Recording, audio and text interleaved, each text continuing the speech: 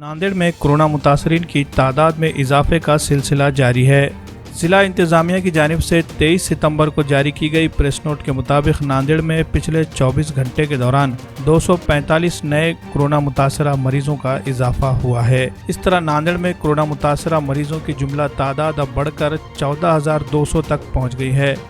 दूसरी तरफ पिछले 24 घंटे में इलाज के दौरान 5 लोगों के फौत होने की भी खबर है। कोरोना की वजह से हलाक होने वालों का ताल्लुक नांदेड़ शहर के दत्तनगर टाउन मार्केट सोसाइटी, सहयोग नगर, बाफना रोड से है और देही मुकामात में खंडार तालुक के करोड़ा और बिलोली से ताल्लुक रखते हैं।